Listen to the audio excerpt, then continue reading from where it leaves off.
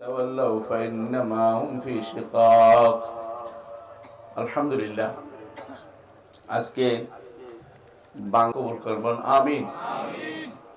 প্রিয় ভাইরা, দুনিয়াতে অনেকেই আমল করে, কিন্তু আমলটা শুদ্ধ হওয়া জরুরি। অনেকেই বিশ্বাস স্থাপন করে, বিশ্বাসটাও শুদ্ধ হওয়া জরুরি। অনেকেই ফরেজগারি অবলম্বন করে, ফরেজগারিটাও শুদ্ধ হওয়া জরুরি। অনেকে অনেক কিছু করে, রাজনীতি করে, এটাও শুদ্ধ হওয়া জরুরি। অনেকে রাষ্ট্র পরিচালনা করে, ওইটার নীতিও শুদ্ধ হওয়া জরুরি। প্রত্যেকটার ইসলামে কিন্তু পরিপূর্ণ জীবন বিধান দেয়া আছে। ইসলামে প্রত্যেকটা অংশে ইসলাম পূর্ণতা দিয়েছে। আল্লাহ তাআলা নাযিল করেছেন, আল-ইয়াওমা আকমালতু লাকুম দীনাকুম ওয়া আতমামতু আলাইকুম নি'মাতি ওয়া রাদিতু লাকুম ইসলামা দীনা। আজকের দিনে আকমালতু লাকুম দীনাকুম, দ্বীনকে পূর্ণ করে দিয়েছি। ওয়া আতমামতু আলাইকুম নি'মাতি, নিয়ামতকেও পূর্ণ করে দিয়েছি। দুটোর মধ্যে পার্থক্য কি? দ্বীন আকমালতু লাকুম দীনাকুম, ধীরে ধীরে ধীরে ধীরে ধীরে একমাল করেছে, কথা বুঝছেন? আর ইতমাম যেটা হচ্ছে নিয়ামতকে, অর্থাৎ এরপরে আর বাড়বে না, একেবারে পূর্ণতা দিয়েছে। এর ইকমাল হলো ধীরে ধীরে কোনো কিছু বাড়িয়ে তোলা। প্রত্যেকটা দেখেন, ইসলামের নীতি যখন আসছে, প্রথমে এক ফরজ ছিল কি?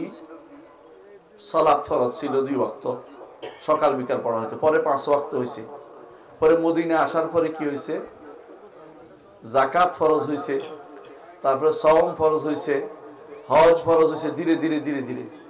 কিন্তু যখন দিন পূর্ণ হয়ে গেছে, এটা হচ্ছে আতমামতু আলাইকুম নি'মাতি, আল্লাহর প্রতিটি নিয়ামত আল্লাহ আমাদেরকে পূর্ণ করে দিয়েছে। আলহামদুলিল্লাহ, আল্লাহ তাআলা আমাদেরকে এই নিয়ামত পূর্ণতা দিয়েছেন। এই পূর্ণ নিয়ামতের যে অনুসরণ করতে পারবে, সেই ব্যক্তি মানহাজের অনুসরণ করতে পেরেছে। মানহাজ নিয়ে অনেকেই বলে যে আকীদা বুঝলাম, মানহাজ কি জিনিস তা তো বুঝলাম না। আকীদা হচ্ছে বিশ্বাসের নাম, অন্তরের মধ্যে যা ধারণ করে এটাই আকীদা। শুদ্ধ হতে পারে, অশুদ্ধ হতে পারে, কথা বলছেন কিনা? আপনার একটা বিশ্বাস আছে, ধরেন যে এখানে আত্মা ঘুরে বেড়াচ্ছে, এটা কি শুদ্ধ না অশুদ্ধ? অশুদ্ধ। আত্মা ঘুরে বেড়াচ্ছে, জিনেরা আছে, এটা বিশ্বাস করতে হবে যে জিনেরা আছে বিভিন্ন জায়গাতে। এরা কখনো ওয়াজ শুনতেও আসে, কখনো কাজেও আসে। ফেরেশতারা আছে, এটা বিশ্বাস করতে হবে। কারণ ফেরেশতারা এই সমস্ত মজলিস পেলে ফেরেশতারা চতুর্দিকে ঘিরে রাখে। রাসূলুল্লাহ সাল্লাল্লাহু আলাইহি ওয়াসাল্লাম বলেছেন, আল্লাহর পক্ষ থেকে সাকিনা নাজিল হয়, প্রশান্তি নাজিল হয়। আল্লাহ তার কাছে যারা আছে ফেরেশতারা, উপরে আরশের কাছে যারা আছে, চারপাশে যারা আছে, আরশের নিচে, আরশের উপরে কেউ নেই তিনি ব্যতীত, যারা আরশকে ঘিরে আছে, হাফিরা মিন হাউল আরশ, তারা তাদের কাছে আমাদের নিয়ে আল্লাহ তাআলা আলোচনা করে। আল্লাহু আকবার। দুনিয়ার বুকে আপনি এখানে কি কথা বলছেন, উপরে আলোচনা হচ্ছে। আপনার মতো এরকম উত্তম ব্যক্তি আর কি হতে পারে? এটা ঈমান রাখতে হবে না? দেখছি কিনা? এটা দেখিনি, দেখার জিনিস নয়। এটা হচ্ছে আল্লাহ রাসূল বলেছেন আমাদের বিশ্বাসের বিষয়। এই জায়গাটার নাম হচ্ছে আকীদা। কবর আযাব হয়, দেখছেন? কেউ দেখছে না? আমার নবীকে আল্লাহ তাআলা মাঝে মধ্যে দেখাইছেন। আমার নবীকে আল্লাহ তাআলা দেখাইছেন 2 ব্যক্তির আযাব হচ্ছে। বলেন যে এই লোকে কি করতো? সগলখুরি করতো, একজনের কথা আরেকজন লাগাই বেড়াইতো। আর এই লোকে পবিত্রতা অর্জন করতে কমতি করতো, এই অবস্থায় সে সালাত আদায় করতো, এই জন্য তার আযাব হচ্ছে। আমরা তো দেখতে পাই না, আমরা দেখতে পাই না, কিন্তু তিনি যেহেতু দেখেছেন, তিনি বলেছেন আমরা ঈমান রাখি। এইটার নাম হচ্ছে আকীদা, এটা হচ্ছে বিশ্বাস। প্রত্যেকটি মানুষের ভালো বিশ্বাস অথবা খারাপ বিশ্বাস এটা থাকে। ভালো বিশ্বাসের মধ্যে মুহাম্মদুর রাসূলুল্লাহ সাল্লাল্লাহু আলাইহি ওয়াসাল্লাম সম্পর্কে আমরা বিশ্বাস রাখি তিনি আব্দুল্লাহর পুত্র, ঠিক কিনা? এবং তিনি আমিনার পুত্র, এবং তার দাদা ছিলেন আব্দুল মুত্তালিব। এটা হচ্ছে বিশ্বাসের জায়গা যে তিনি কোরাইশি ছিলেন, হাশিমি ছিলেন, কোরাইশি ছিলেন, এবং তিনি ইসমাইলের বংশধর ছিলেন, ইব্রাহিমের বংশধর ছিলেন। এগুলি হচ্ছে সঠিক বিশ্বাস রাখতেই হবে আপনাকে।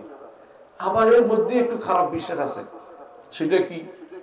যদি বলেন যে লাউলাকা লাউলাকা লামা খালাকতুল আফলাকা, যদি আপনি না হতেন তাহলে আসমানগুলি সৃষ্টি করতাম না, এই যে কথা বলছেন এটা হচ্ছে খারাপ বিশ্বাস, কারণ এটা সত্য না, এটা মিথ্যা কথা। এটা শুদ্ধ আকীদা হচ্ছে না, আকীদা শুদ্ধ হয়নি। আবার ধরেন কেউ যদি মনে করে আমার নবী মুহাম্মদ সাল্লাল্লাহু আলাইহি ওয়াসাল্লাম তিনি একেবারে নূরের তৈরি, এটাও ভুল আকীদা। শুদ্ধ আকীদা হচ্ছে তিনি আদম সন্তান, এবং তিনি বলছেন সাইয়্যিদু ওয়ালাদি আদম, আদম সন্তানের সর্দার তিনি কিয়ামতের দিন। আদম এবং সমস্ত নবীরা তার ঝান্ডার নিচে থাকবে, এটা তিনি বলেছেন। প্রথম তিনি জান্নাতের দরজা কড়া নাড়বেন, এটা তিনি বলেছেন। এবং তিনি প্রথম সুপারিশকারী হবে, এটা তিনি বলেছেন। প্রথম কবর থেকে তিনি উঠবেন, এটা তিনি বলেছেন। প্রথম মুহাম্মদুর রাসূলুল্লাহ সাল্লাল্লাহু আলাইহি ওয়াসাল্লাম তাকে আল্লাহ তাআলা তাকে যে সম্মান দিবেন আর কাউকে এই সম্মান দিবেন না। সুতরাং বোঝা যাচ্ছে যে মুহাম্মদুর রাসূলুল্লাহ সাল্লাল্লাহু আলাইহি ওয়াসাল্লাম অনেক কিছু আছে, এগুলি বিশ্বাস করতে হবে। যেমন রাসূলুল্লাহ সাল্লাল্লাহু আলাইহি ওয়াসাল্লাম থেকে সহিহ হাদিসে আসছে, কোরআনে কারিমে যা আসছে এগুলি ঈমান আনতে হবে। কিন্তু যেগুলি দলিল নাই, আবেগ দিয়ে আমরা চালু, এগুলি হচ্ছে ভুল বিশ্বাস। তাহলে ভুল বিশ্বাস আছে, আবার শুদ্ধ বিশ্বাস আছে, ঠিক কিনা?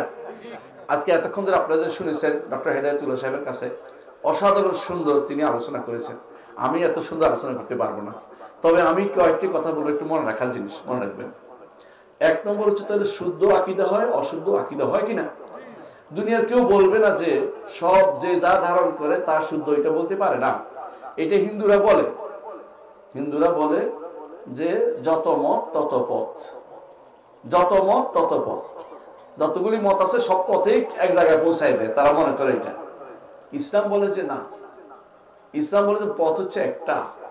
আমার নবী বলে দিয়েছেন হাযিহি সাবিলি, এ হচ্ছে আমার পথ, একটা পথ, এই পথ অনুসরণ করতে বলেছেন।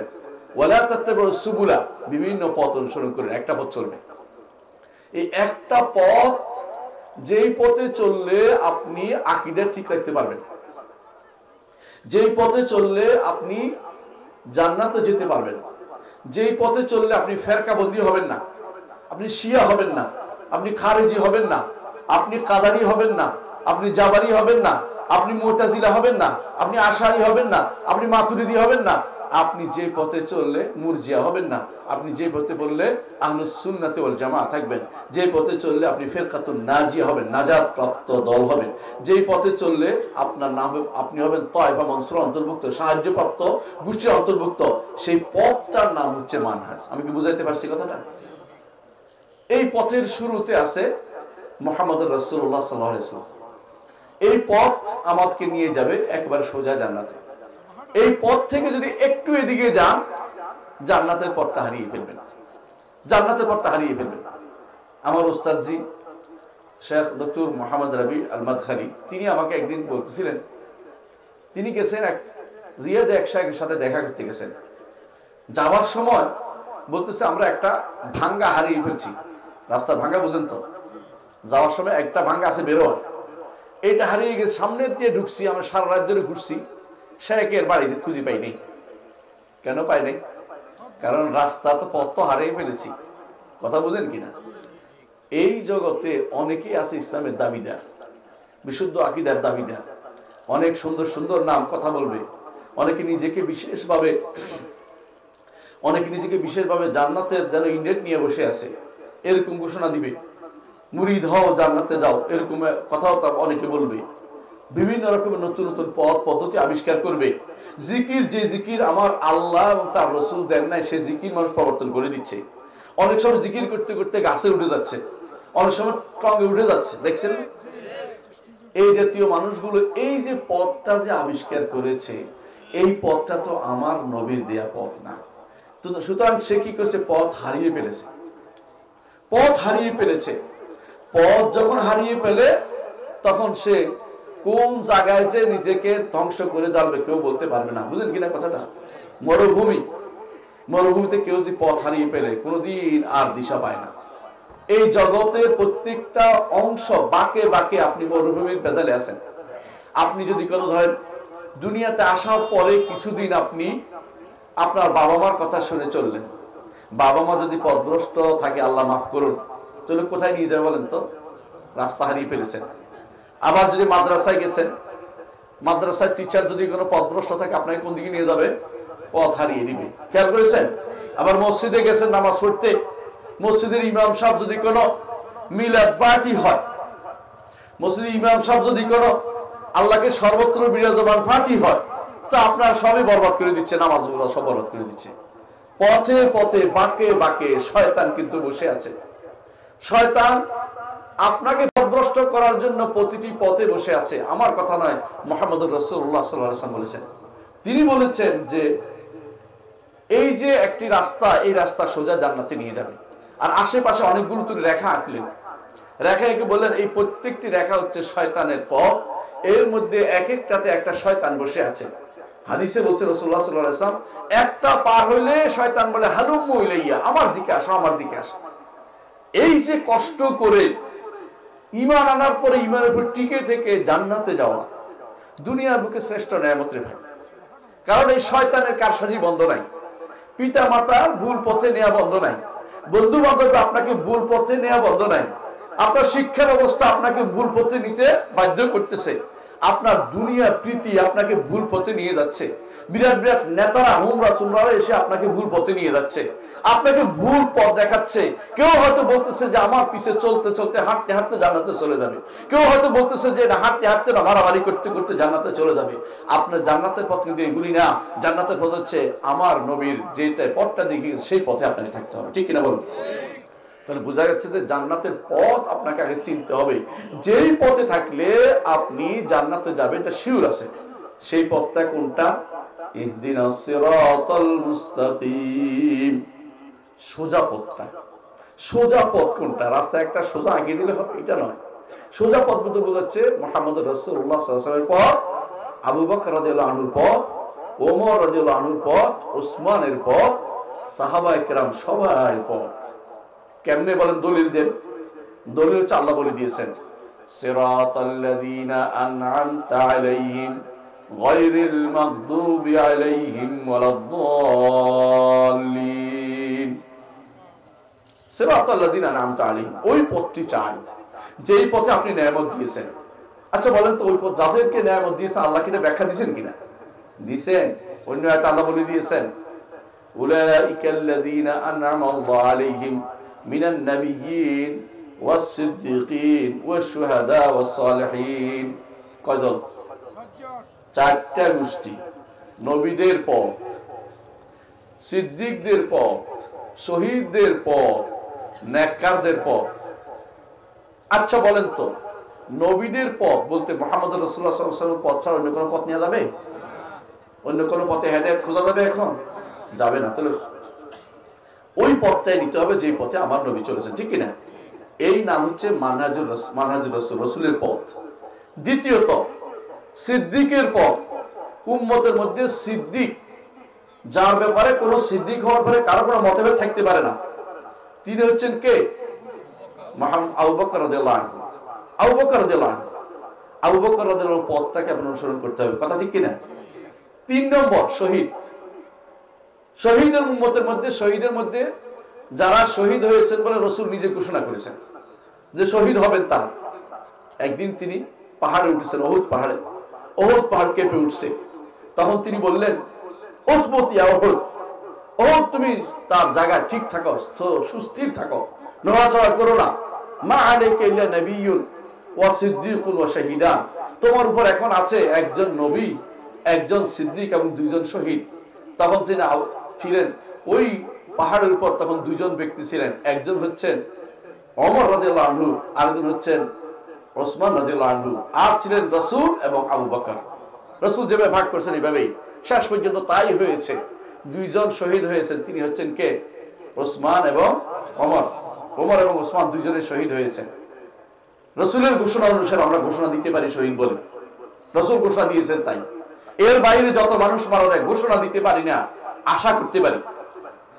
আশা করতে পারি ভালো মানুষ দেবে দেখে আশা করতে পারি আল্লাহ শহীদ হিসেবে কবুল করবেন, কিন্তু নাও তো হতে পারে।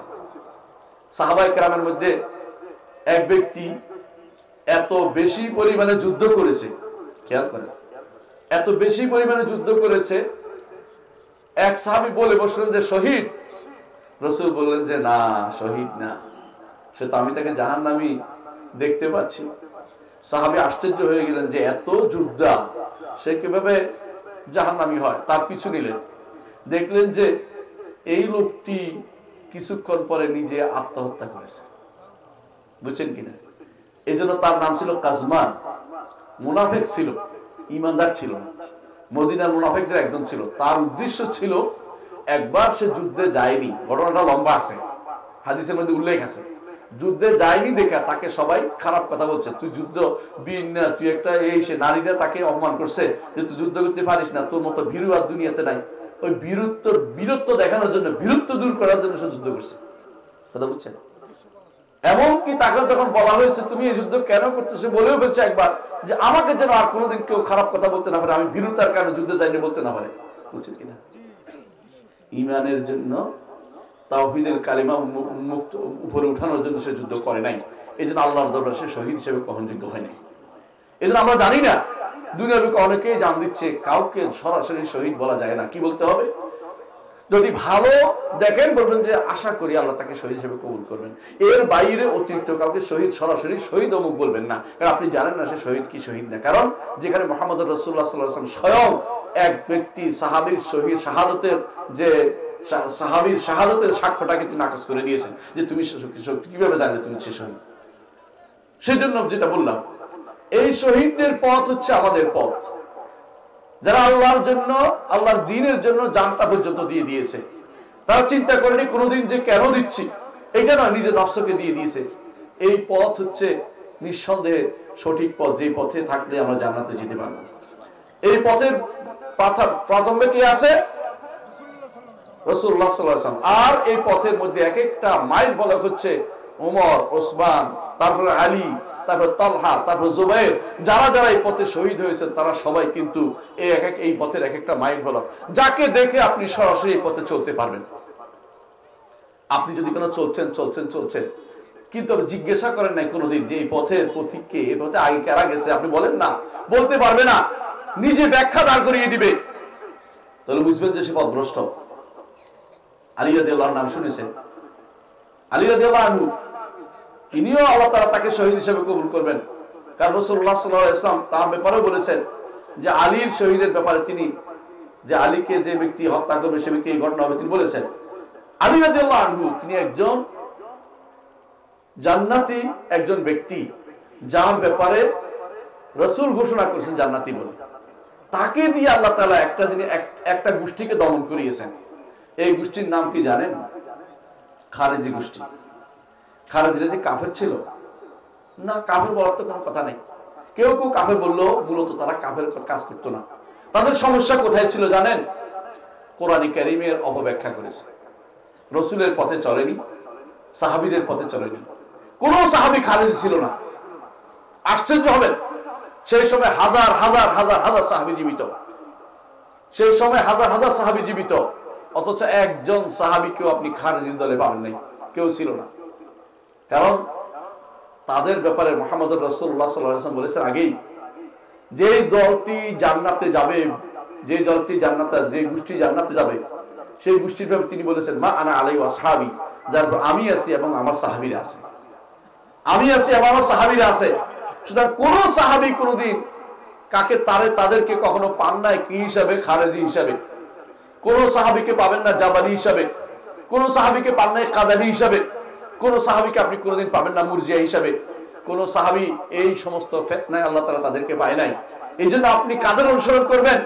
সাহাবায়ে কেরামের অনুসরণ করবেন। রাসূলুল্লাহ সাল্লাল্লাহু আলাইহি ওয়াসাল্লাম এটাই বলেছেন যে আমার উম্মতের জন্য আমি তাদের জন্য পাহারার কাজ করছি। আমি চলে গেলে আমার সাহাবীরা তাদের জন্য পাহারার কাজ করবে, যেমনি ভাবে আকাশের তারকাগুলি আকাশের পাহারার কাজ করে। এই জন্য সাহাবায়ে কেরাম রাদিয়াল্লাহু আনহুম আজমাইনের পথটাই হচ্ছে মানহাজ। এটা একটা মানহাজের একটা কাজ, এটা আকীদা। কেন বলছি? এটা কিন্তু এমন একটা গোষ্ঠী দুনিয়া থেকে চলে গেছে, সাহাবায়ে কেরামের আগেও চলে গেছে না কিছু মানুষ জান্নাত, তারা জান্নাতে যাবে না। অর্থাৎ প্রথম ঈমান আনছে, ধরেন একজনের কথা বলি, সুমাইয়া রাদিয়াল্লাহু আনহা। তিনি তো রাসূলুল্লাহ সাল্লাল্লাহু আলাইহি ওয়াসাল্লামকে দেখে তার কথা শুনে ঈমান আনছেন। তিনি কারো পথ অনুসরণ করার দরকার পড়ে নাই, সরাসরি আকীদা বিশ্বাস নিয়ে জান্নাতে চলে গেছেন। কিন্তু আমরা সুমাইয়া রাদিয়াল্লাহু আনহার পথে চলতে হচ্ছে। কথা বুঝছেন কিনা পার্থক্যটা? যেহেতু দিন বাড়ছে, পথ ভিন্ন হয়ে যাচ্ছে, এক একজনে এক এক দিকে নিয়ে যাচ্ছে আমাকে, আমার জন্য এখন খুঁজতে হবে ওই পথটা, যেই পথে গেলে আমি আর পথভ্রষ্ট হব না, আমি আর পথভ্রষ্ট হব না। কারণ মুহাম্মদ রাসূলুল্লাহ সাল্লাল্লাহু আলাইহি ওয়াসাল্লাম বলেছেন, বনী ইসরাইল 73 ভাগে বিভক্ত হয়েছে, আমার উম্মত, বনী ইসরাইল 72 ভাগে বিভক্ত হয়েছে, আমার উম্মত 73 ভাগে বিভক্ত হবে। একটি গোষ্ঠী ছাড়া বাকি সবাই 72 ভাগে জাহান্নামে যাবে। চিন্তা করে দেখেছেন, একটি ছাড়া সবাই জাহান্নামে যাবে, তবে জাহান্নামে চিরস্থায়ী হবে তিনি বলেন না, কিন্তু এটা বলেন না। জাহান্নামে যাওয়াই তো একটা অপমান, ওখান থেকে কখন বেরোবে কেউ জানে না। আপনি জাহান্নামের পথে কেন চলবেন? আপনাকে চলতে হবে এমন একটা পথে, যে পথে চললে আপনি সাহাবায়ে কেরামের সাথে জান্নাতে যেতে পারবেন। কারণ রাসূলুল্লাহ সাল্লাল্লাহু আলাইহি ওয়াসাল্লাম বলেছেন, আল মারউ মা মান আহাব্বা, একজন মানুষ তার সাথে তার হাসর হবে যাকে সে ভালোবাসে। আপনি যদি সাহাবায়ে কেরামকে ভালোবাসেন, তাহলে আপনি তার সাথে আপনি হাসর পাবেন। মুহাম্মদ রাসূলুল্লাহ সাল্লাল্লাহু আলাইহি ওয়াসাল্লামকে ভালোবাসলে তার সাথে আপনার হাসর হবে। কাকে আপনি ভালোবাসেন এটার উপর নির্ভর করবে আপনার জান্নাতে যাওয়ার বিষয়টি, কার সাথে আপনার হাসরটা হবে। হাসর কার সাথে হবে খুবই দরকার। সালাত যে ব্যক্তি পড়ে না, তার হাসর কার সাথে হবে? উবাই ইবনে খালাফ, হাদিসে আসছে আবু জাহাল, উবাই ইবনে খালাফ, এদের সাথে তার হাসর হবে। কারুন এবং ফেরাউনের সাথে হাসর হবে, সালাত যা বাদ দিছে যারা। এর বাইরে যারা সালাত আদায় করে তাদের হাসর কার সাথে হবে? মুহাম্মদ রাসূলুল্লাহ সাল্লাল্লাহু আলাইহি ওয়াসাল্লাম তার সাহাবীদের সাথে। মান মুহাফাজা করে সালাতের উপর, এটা হাদিসে রাসূলুল্লাহ সাল্লাল্লাহু আলাইহি ওয়াসাল্লাম বলে দিয়েছেন। এর অর্থ হচ্ছে আপনি কাকে ভালোবাসেন, কার পথে চলেন, তার পথে আপনি জান্নাতে যেতে পারবেন। এই জন্য পথটা জরুরি। এই পথটার নাম হচ্ছে মানহাজ। আপনি যখন কোনো কথা বলবেন, আপনি হাদিস থেকে, কোরআন থেকে সাক্ষ্য নেওয়ার আগে সাহাবায়ে কেরামের পথ দেখবেন আছে কিনা। এটা কেন সেটা বলছি জানেন?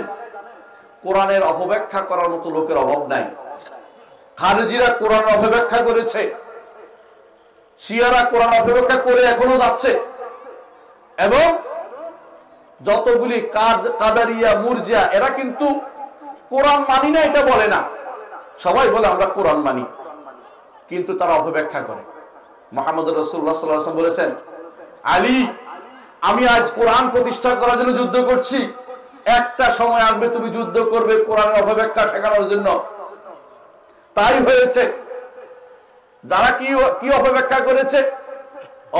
বিভিন্ন অপব্যাখ্যা করে তারা মুসলিম উম্মতের সাহাবায়ে কেরামকে হত্যা করতে উদ্যত হয়েছে, এবং তারা এটা বলেছে উম্মতের মধ্যে বড় ফিতনা হচ্ছে 3 জন, এই 3 জনকে আমরা মেরে ফেললে উম্মত ঠান্ডা হয়ে যাবে। নাউজুবিল্লাহ। এই 3 জনকে আলী রাদিয়াল্লাহু আনহু, আমর ইবনে আস এবং মুআবিয়া রাদিয়াল্লাহু আনহু, এদেরকে হত্যা করলে তারা নাকি জান্নাতে যাবে। নাউজুবিল্লাহ। মানে তাদের চিন্তা চেতনা কিরকম? হত্যার দায়িত্ব তাদেরকে কে দিয়েছে? কাউকে হত্যা করার দায়িত্ব তো ব্যক্তির উপর আসতে পারে না, কোনোদিনই না। ব্যক্তির উপর কাউকে হত্যা করার দায়িত্ব ইসলাম দেয়নি, কোনোদিনে দেয়নি। বিচারের মাধ্যমে হত্যার বিষয়টি নির্ধারিত হবে, বিচারের মাধ্যমে হবে। আবার এই খারেজিরাই বলে বসছে, ইনিল হুকমু ইল্লা লিল্লাহ, হুকুম শুধু আল্লাহ দিবে।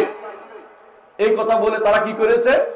এই কথার বিনিময়ে, যেহেতু আলী রাদিয়াল্লাহু আনহু একজনকে তিনি সালিশ মানছেন, তৃতীয় পক্ষ মানছেন, তিনি নাউজুবিল্লাহ কাফের হয়ে গেছেন। আলী রাদিয়াল্লাহু আনহু তখন কাকে পাঠাইলেন? ইবনে আব্বাসকে পাঠাইলেন, যে ইবনে আব্বাস যাও ওদেরকে বুঝাও। ইবনে আব্বাস রাদিয়াল্লাহু আনহু গিয়ে বললেন, তোমরা যে আমাদেরকে তাকফির করতেছো, তোমরা কি জানো রাসূলুল্লাহ সাল্লাল্লাহু আলাইহি ওয়াসাল্লাম হুদায়বিয়ার সন্ধির সময় তৃতীয় পক্ষ ছিল? এই কথা শোনার পর তারা বলতে, আমাদের তো ভুল হয়ে যাচ্ছে। একদল ফিরে চলে আসছে তখন, যে আমরা ভুল পথে ভুল বুঝেছি। এই জন্য কোরআনে কারীমকে অপব্যাখ্যাকারী অভাব নাই। আপনি আশ্চর্য হবেন, 10 খণ্ড কোরআনের তাফসীর লিখেছে বাংলা ভাষায়, নাম দিয়েছে আল ওয়াফি, তাফসীর ওয়াফি নাম দিয়েছে। এই বেটা হাদিস অস্বীকার করে কত বড় পদভ্রষ্টতা রচনা করছে বুঝেন? এই কোরআনের তাফসীর করেছে কাদিয়ানী। ওয়াবিল আখিরাতি হুম ইউকিনুন, আখিরাতে দৃঢ় বিশ্বাসী। আমরা যেটা বুঝছি এইটা বুঝে নাই।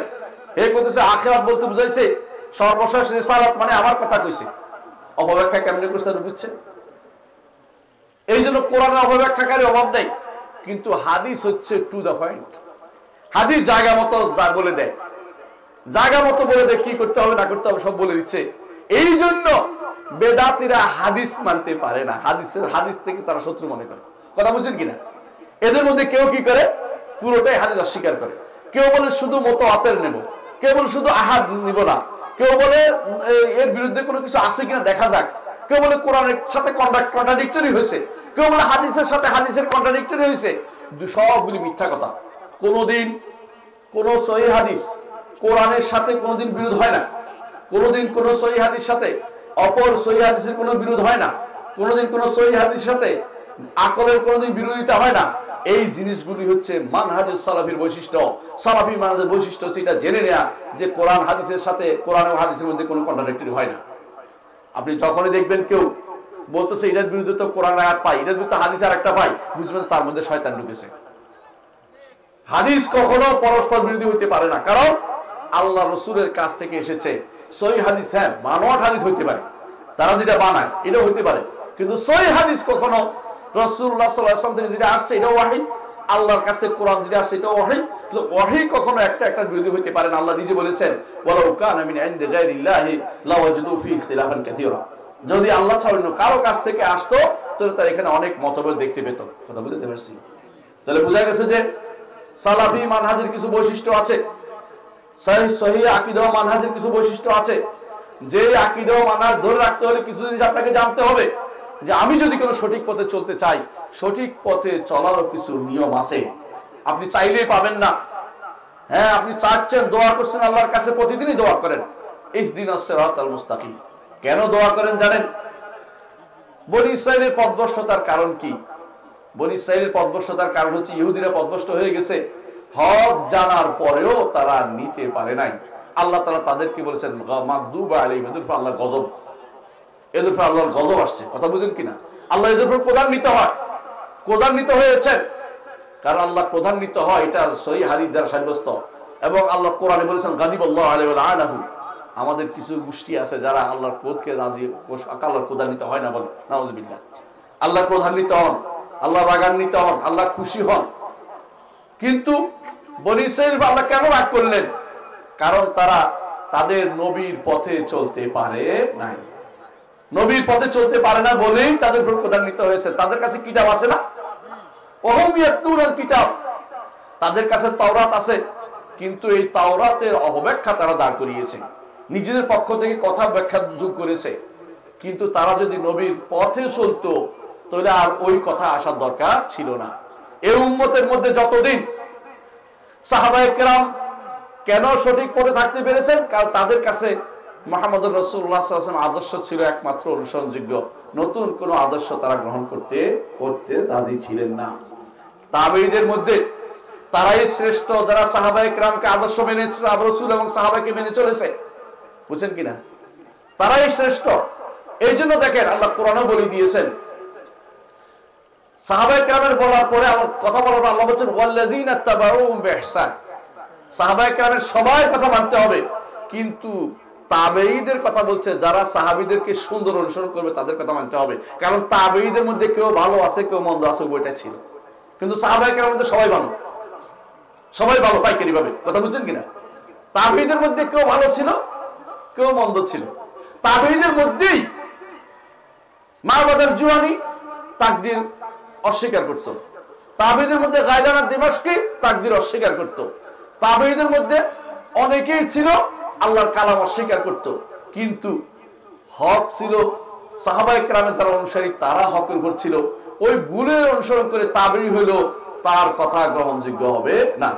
এই জন্য এখনো যদি কোনো কেউ সাহাবায়ে কেরাম অনুসরণ করে আল্লাহ রাসূলের পরে, তাই পথটা দেখে, পথের রাস্তার পথে কি আছে?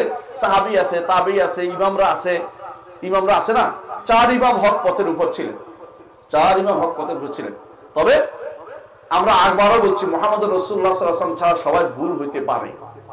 বুঝলেন কিনা? নবীদের ছাড়া সবারই ভুল হইতে পারে, কারণ তাদেরকে সংশোধন করার মতো ওহী আসে না, নবীদের কাছে সংশোধন ওহী আসে। এই জন্য নবীরা সঠিক পথে থাকে সবসময়। এই জন্য সাহাবায়ে কেরাম সহ পরবর্তী যারাই আসছে সবাই সবকিছু গ্রহণ করা যায় না। যেটা শুদ্ধ মাপকাঠি যে টিকবে ওটা গ্রহণ করা হবে, যেটা ভুল হবে এটা বাদ দিতে হবে। এটা হচ্ছে আহলুস সুন্নাত ওয়াল জামাতের মানহাজ। বুঝতে পারছেন কথাটা?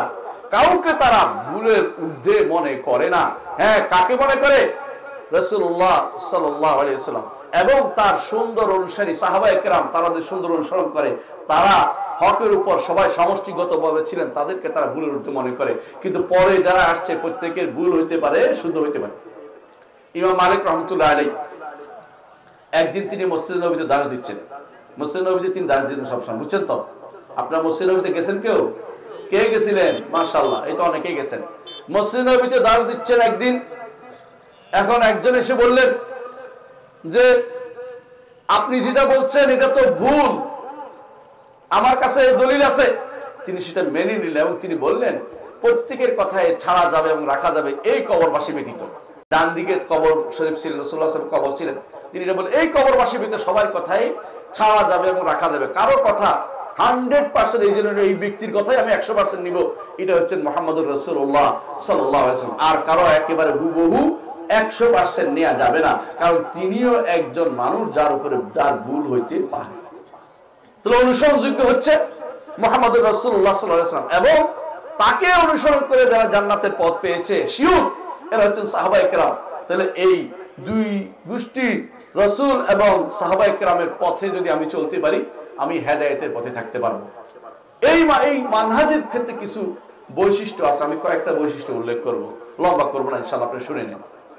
1 নম্বর বৈশিষ্ট্য হচ্ছে আহলুস সুন্নাত ওয়াল জামাতের মানহাজের 1 নম্বর বৈশিষ্ট্য হচ্ছে, সালাফি মানহাজের 1 নম্বর বৈশিষ্ট্য হচ্ছে কোরআন এবং সুন্নাহ ভাষ্যের উপর তারা ঈমান আনে। কি করে? ঈমান আনে, এবং তারা এটা মেনে নেয় যে আল্লাহ এর বলছেন, সত্য বলেছেন, এবং তারা এটাকে সম্মান করে। কটা বলছি? একটার ভিতরে 3টা। মেনে ঈমান আনে, মেনে নেয় এবং সম্মান করে। একটু উদাহরণ দেই তো বুঝতে পারবেন। রাসূলুল্লাহ সাল্লাল্লাহু আলাইহি ওয়াসাল্লাম বলেছেন যে মাছির এক ডানাতে রোগ আছে, আরেক ডানাতে আরোগ্য আছে। আহলুস সুন্নাত ওয়াল জামাতের লোকদের মানহাজ কি হবে? ঈমান আনলাম এটা ঠিক, মেনে নিলাম এটা সত্য। 3 নম্বর, সম্মান করলাম রাসূলের হাদিসকে, আজে বাজে কথা বলবো না। আর যদি আপনি বড় ডাক্তার হয়ে যান, যদি বলেন যে আমি তো ডাক্তারি করে পরীক্ষা করে দেখছি মাছির ডানার মধ্যে কিছুই পাই নাই, তাহলে আপনি কি করছেন? ঈমানও সমস্যা, মেনেও নিতে পারেন নাই এবং সম্মানও করেন নাই। কথা বুঝতে পারছি? একই রকম জিনিসের উদাহরণ দিয়ে বুঝাইতে আপনাকে আল্লাহ তাআলা বলছেন ইন্না রাব্বাকুমুল্লাহুল্লাযী খালাকাস সামাওয়াতি ওয়াল আরদা ফি সিত্তাতি আইয়ামিন সুম্মা ইস্তাওয়াল আরশ।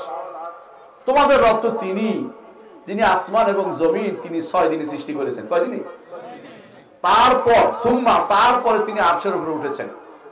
আপনি বলবেন যে ঈমান আনি, 6 দিনে তিনি আসমান জমিন সৃষ্টি করেছেন এবং তিনি আরশের উপরে উঠেছেন, তারপরে এটা আমরা ঈমান রাখি। কথা বুঝেন? এবং এটাকে সম্মান করি এবং এটাকে মেনে নেই। 3টা জিনিস থাকতে হবে, ঈমান রাখি, মেনে নেই এবং সম্মান করি। এটা নিয়ে উচ্চবাচ্য করি না। যখন আপনি এর মধ্যে বলবেন যে যদি তিনি আরশের উপরে উঠে থাকেন তাহলে এর আগে কোথায় ছিল, এই কথা বলার অর্থ হচ্ছে আপনি ঈমানটা নাই, আপনি মেনে নিতে পারেন নাই, আপনার সম্মানটা আল্লাহর বাণী এবং রাসূলের বাণীর প্রতি আসে নাই, আপনি সালাফি মানহাজে হতে পারেন না, দাবি করলে সালাফি হতে পারেন না। কথা বুঝতে পারছেন আপনি? আল্লাহ তাআলা কোরআনে কারীম বলেছেন তাজরি বিআইউনিনা জাযাআল লিমান কানা কুফির। আমাদের এই পানির উপর চলছিল নৌকাটা, আল্লাহ বলছে আমাদের চোখের সামনে দিয়ে চলছিল নৌকাটা। আল্লাহ চোখ সাব্যস্ত করেছে নিজের জন্য, আল্লাহ তার জন্য চোখ নিজে সাব্যস্ত করেছে, আল্লাহ চোখ আছে। এখন আপনি যদি মনে করেন যে চোখ থাকলে তো অঙ্গ হয়ে যায়, আল্লাহর এবার অঙ্গ কেমন হইলো, দেহবাদী হয়ে যায় ইত্যাদি ইত্যাদি, তাহলে আপনি কি করলেন না? ঈমান ঠিক হলো না এবং মেনে নিতে পারলেন না, এবং 3 নম্বর হচ্ছে আপনি সম্মান দেখাতে পারলেন না। আল্লাহ তাআলা যা বলেছেন, রাসূল যা বলেছেন, প্রত্যেকটি কথাকে এইভাবে আপনাকে মেনে নিতে, ঈমান আনতে হবে, মেনে নিতে হবে এবং সম্মান দেখাতে হবে। 1 নম্বর নীতিকে বুঝাতে পারছি? 2 নম্বর নীতি আসেন। 2 নম্বর নীতি হচ্ছে একই অধ্যায়ে কথা বলার জন্য একটা বিষয় আহলুস সুন্নাত ওয়াল মানহাজ হচ্ছে এটা, সালাফি মানহাজ হচ্ছে এটা, খণ্ডিত বক্তব্য দেওয়া যাবে না। খণ্ডিত বক্তব্য না দিয়ে একত্রিত জমাকৃত বক্তব্য দিতে হবে। আমি একটু বুঝাই বলি, বুঝতে পারবেন। একদল বলবে রাসূলের সুপারিশ নাই, নাউযুবিল্লাহ। আরেক দল বলবেন যে সুপারিশ আছে, আরেক দল বলবে আমাদের সবারই সুপারিশ আছে, আরেক দল কবরের কাছে গিয়ে সুপারিশ চাচ্ছে। বহু রকমের লোক আছে না? বহু রকমের লোক আছে না? আপনাকে তখন কোরআনে কারীমের দিকে আসেন, হাদিসের দিকে আসেন। কোরআনে কারীমে আল্লাহ তাআলা বলছেন সুপারিশ হবে, তবে আল্লাহর অনুমতির পরে এবং আল্লাহ যার উপর সন্তুষ্ট তার জন্য সুপারিশ হবে। তবে বলতে পারে সন্তুষ্ট হলে আবার সুপারিশ করবেন কেন? সন্তুষ্ট তো ঈমান ছিল কিন্তু গুনাহ করেছে, একটু ঈমান, তার একটু সন্তুষ্টি আছে আল্লাহ। ঈমান যদি থাকে সন্তুষ্টির কিছু একটা অংশ আছে, এই জন্য তার জন্য সুপারিশ হবে। কিন্তু শিরিক করলে সুপারিশ হবে হবে না।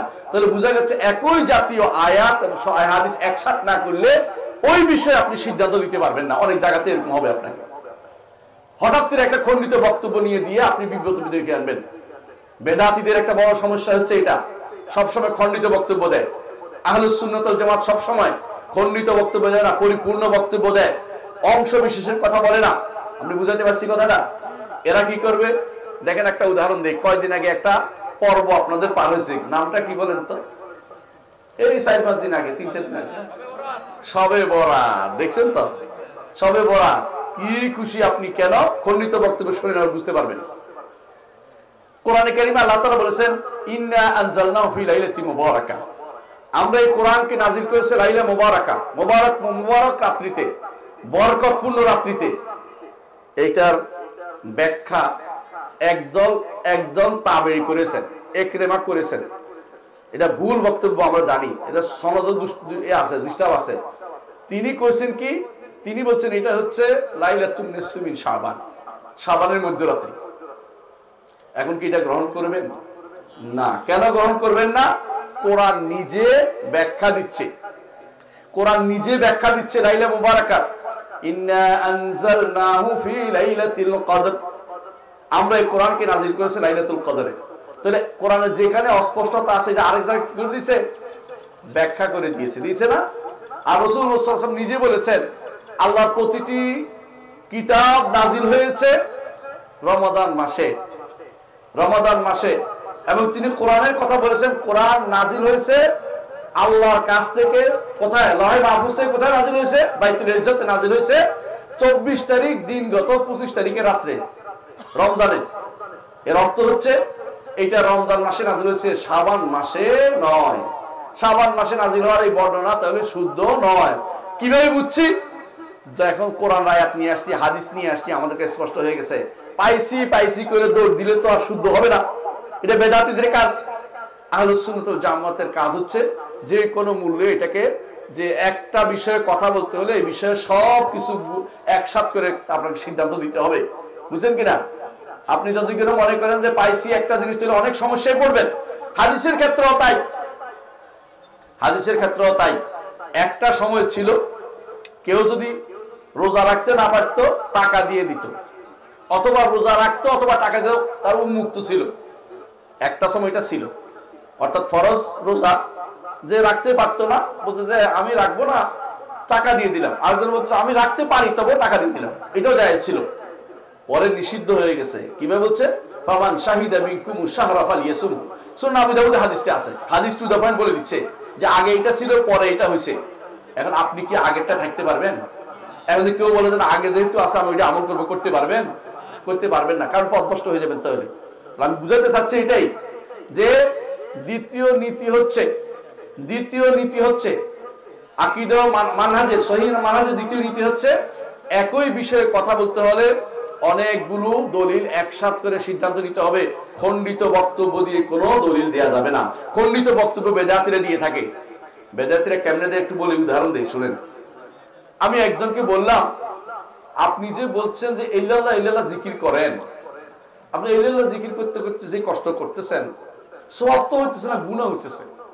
আপনার প্রতি আমার খুব দরদ হয়, এত কষ্ট করতেছেন বৃদ্ধ বয়সে, আচ্ছা ইল্লাল্লাহ করতে করতে একবার জান দিয়ে ফেলতেছেন, আপনি সওয়াব হইতেছেন, গুনাহ হচ্ছে।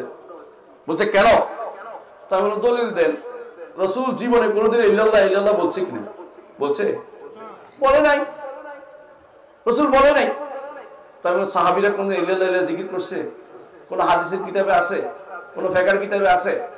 কোন ওয়াজের কিতাবে আছে? মানে আলেমরা তো আগেও লিখছে, এটা কি কোন কিতাবে আছে? আব্দুল কাদের জিলানীর কিতাবে কি এটা আছে? না, নাই। তো আপনি কেন করেন? বলছে আমরা হাদিস বুঝি না নাকি? দেখেন কোন দিকে চলে গেছে। দেখেন, বললাম যে আচ্ছা হাদিস কোথায় পাইছে? বলে হাদিসে আছে ইল্লাল ইজখির। আপনারা যারা মুহাদ্দিস বুঝতে পারবেন। রাসূলুল্লাহ সাল্লাল্লাহু আলাইহি ওয়াসাল্লাম মক্কাতে যখন আসছে তখন তিনি বললেন যে এই মক্কার ঘাস কাটা যাবে না, মক্কার ঘাস কাটতে পারবে না, কিন্তু নিয়ম এটা, মক্কা হারাম এলাকার ঘাস কাটা যায় না। এমন সময় আব্বাস ইয়া রাসূলুল্লাহ ইজখিরকে একটু আলাদা করে দেন। রাসূল বলেন ইল্লাল ইজখির, ঠিক আছে ইজখির বাদে, ইজখির কাটতে পারবে না। ইজখির দিয়ে তারা কি করতো, ওই কবরের উপর দিয়ে দিত, যাতে করে কবর ইয়া বসে যায়, এই কবরের উপর দিয়ে এটা দিয়ে ঘাস দিলে কি হয়, কবর বসে যাচ্ছে, মানে এটা ভাঙে পড়ে না, এই জন্য হ্যাঁ এটা বসে যায় আর কি, জাস্ট এটা একটা প্রলেপ পড়ে যায়, এই জন্য মুক্ত রাখছেন। এই যে ইল্লাল ইজখির উপরে কিয়াস করে ইল্লাল্লাহ প্রমাণ করতেছে। আর এটা তো আগের কথার সাথে জের হয়েছে, এটা রে ভাই, এটা তো নতুন করে কথা হয় নাই, এটা আগের কথার জের হয়েছে। আপনি তো ইল্লাল্লাহ ইল্লাল্লাহ ইল্লাল্লাহ বলতেছেন না, তো আল্লাহ ছাড়া আল্লাহ ছাড়া আল্লাহ ছাড়া কি, আল্লাহ ছাড়া কিছু নাই আপনি বলছেন, আল্লাহ ছাড়া তো অর্থ হয় নাই। রাসূল বলতেন আগে কোনো কথা না, তো এটা অর্থ হইতো না। আগে কথা আছে, আব্বাস বলছেন যে ইজখিরকে আলাদা করে দেন। কেন করতে পারছেন ওই সময়, এখন কেন করতে পারেন না? কারণ রাসূলের যুগ ছিল তাশরীর যুগ, শরীয়ত প্রবর্তনের যুগ। আল্লাহ তাআলাই আব্বাস রাদিয়াল্লাহু আনহুর মুখে দিয়ে এটা বের করে দিয়েছেন যাতে করে এটা আলাদা করা হয়। এখন এটা বলার সুযোগ নাই, এখন এটাকে শুদ্ধ করবে কে? তখন তো রাসূলুল্লাহ সাল্লাল্লাহু আলাইহি ওয়াসাল্লাম ছিলেন বলেই সেটা হয়েছে। কথা বুঝাতে পারছি? তাশরীর যুগে কোন কোন ঘটনা এইভাবে ঘটাইয়া আল্লাহ আয়াত নাযিল করেন। দলিল হচ্ছে, দেখেন একটা উদাহরণ দিয়ে বুঝবেন। যেই সাহাবী, এটা রমজান আসতেছে আপনাদের সামনে, যেই সাহাবী কি করছে, হাত্তা ইয়াতাবায়্যানা লাকুমুল খায়তুল আবিয়াদু মিনাল খায়তিল আসওয়াদি মিনাল ফাজর, এই আয়াত পড়ার পর মিনাল ফাজর তখন নাযিল হয় নাই, এই খায়তুল আসওয়াদে পর্যন্ত নাযিল হয়েছে, কালো সুতা সাদা সুতা আলাদা করার মাসালা। জানছেন আপনারা কিচ্ছাটা? কি করছে, এক সাহাবী সাদা সুতা আর কালো সুতা নিয়ে বালিশের নিচে রাখছে, খায় আর কিছুক্ষণ পরে তুলে ধরে, খায় আর কিছুক্ষণ পরে তুলে, তখন তো আর লাইট ছিল না ভাই, দেখছে সাদা সুতা আলাদা হচ্ছে না, খাইতেছেন, মানে যতক্ষণ পর্যন্ত সাদা সুতা থেকে কালো সুতা দেখা আলাদা না হচ্ছে তখন তিনি খাইছেন। রাসূলের কাছে এসে বলি, ইয়া রাসূলুল্লাহ আমি কালকে এইভাবে কাজ করেছি। রাসূল বলেন যে হায় রে, তোমার বালিশ তো অনেক প্রশস্ত, এটা বুঝাই নাই, এখানে আয়াতের পরে অংশ হচ্ছে মিনাল ফাজরে, কিসের পরে, সুবহে সাদিকের বলছে, এটা তো আকাশের দিগন্ত রেখাকে বলছে, তোমার সাদা সুতা কালো সুতার কথা বলে নাই। কথা বুঝছেন কিনা? তাহলে ব্যাখ্যাটা কে দিয়ে দিলেন? আমার নবী দিয়ে দিয়েছেন। ওই সময় ঘটনাটা কেন করছেন, আয়াতটা নাযিল হওয়া দরকার ছিল, বুঝছেন? আয়েশা রাদিয়াল্লাহু আনহার কাছে রাসূলুল্লাহ সাল্লাল্লাহু আলাইহি ওয়াসাল্লাম একটা গোপন কথা বলেছেন, বুঝছেন? আয়েশা রাদিয়াল্লাহু কি করেছেন, হাফসার কাছে বলে দিয়েছেন। হাফসা কি করছেন, এটা ভালোই দুইজনে মনে করছে বলে অসুবিধা কি, বুঝছেন কিনা? আল্লাহ তাআলা এই কথাটাকে পছন্দ করেন না, আয়াত না সূরা নাযিল করেছে, একটা সূরাতুত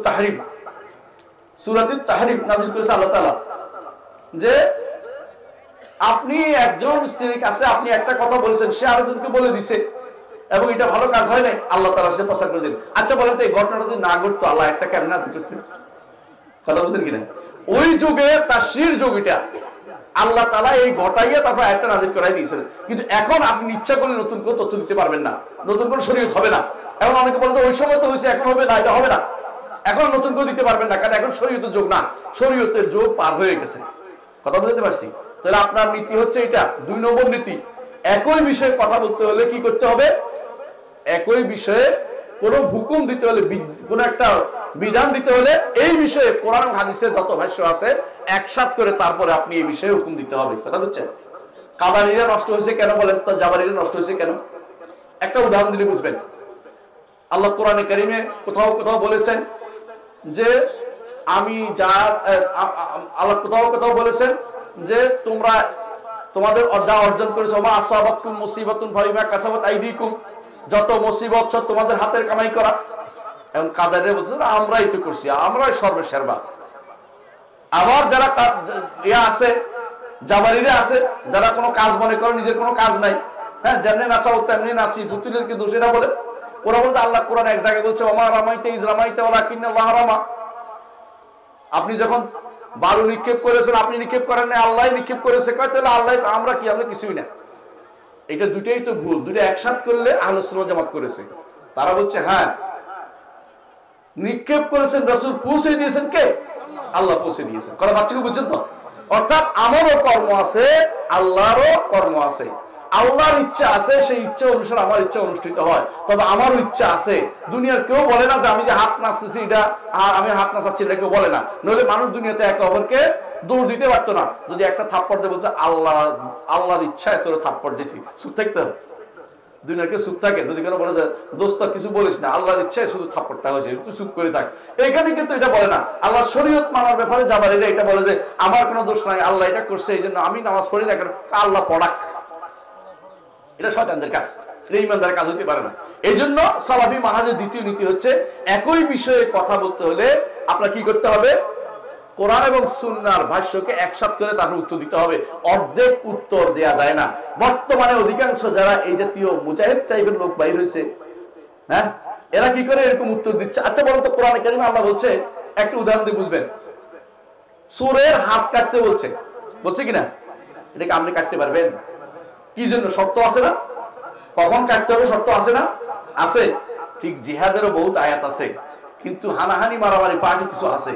তারা মনে করে জিহাদ তো আমরা শুরু করে দেই না, আপনার শর্ত পূরণ হতে হইব।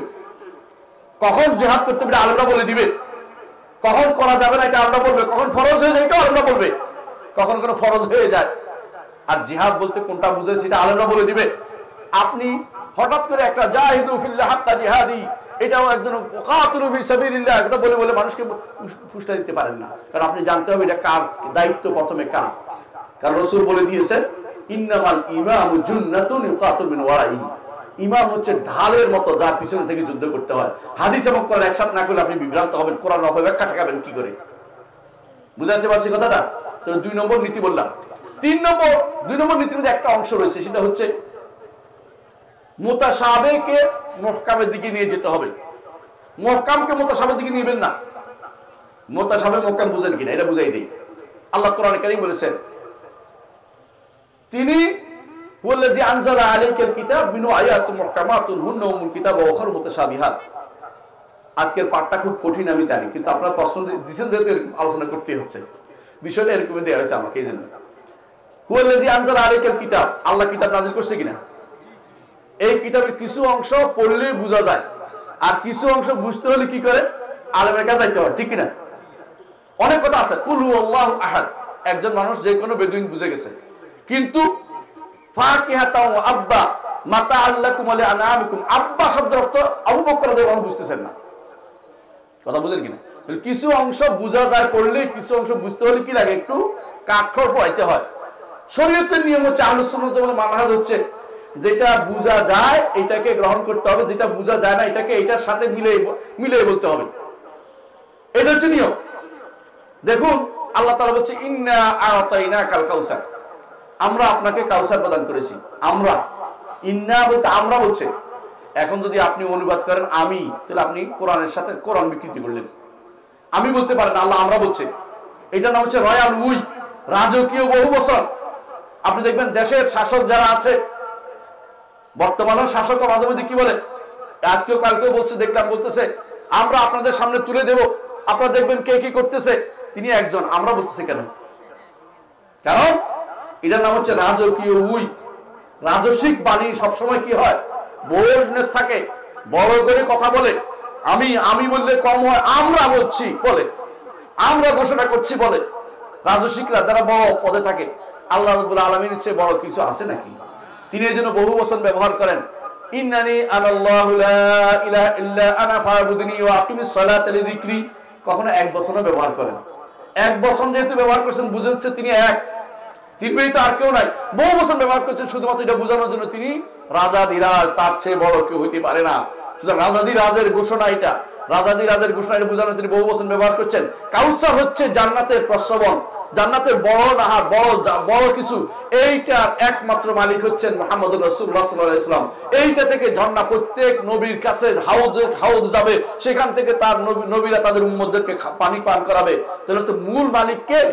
মুহাম্মদুর রাসূলুল্লাহ সাল্লাল্লাহু আলাইহি ওয়াসাল্লাম। এই জন্য বিশাল জিনিস, বিশাল জলাধার, এটা আল্লাহ তাআলা কাকে দিয়েছেন?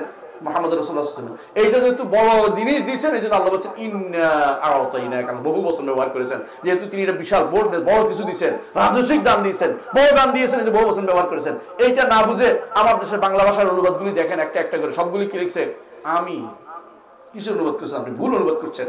আর এর মধ্যে তর্ক করবেন জাকারিয়া ভুল করে গেছে, নিজে জানেনই না যে এটা কত বড় ভুল করে যাচ্ছে, আকীদার মারাত্মক ভুল করে যাচ্ছে। আপনি এরপর দেখবেন অনুবাদ করে যাচ্ছে আমি অনুবাদ করে যাচ্ছে সব।